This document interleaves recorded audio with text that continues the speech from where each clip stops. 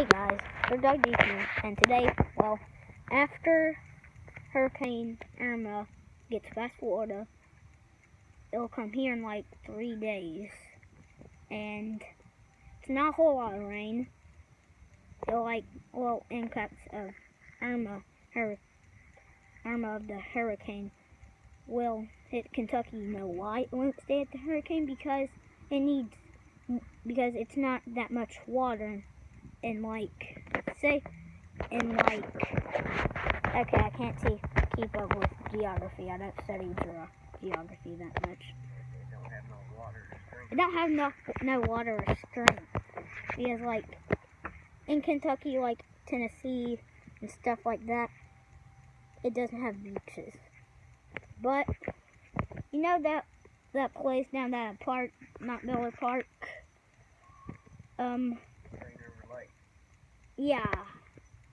Oh, it's a lake.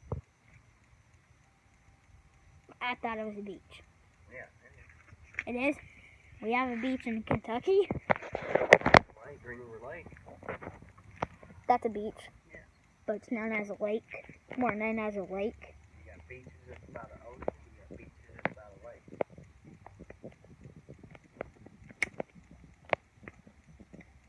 lake. Okay. Yeah. But a good thing is that Hurricane Harvey, which was the most dangerous thing that hit Texas, is gone now.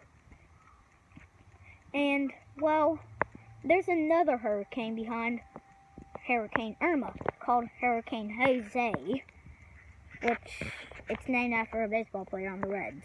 Hopefully it won't hit And hopefully it won't hit the United States. the United States. But pray for other countries too. Even though if they try to attack the United States, no!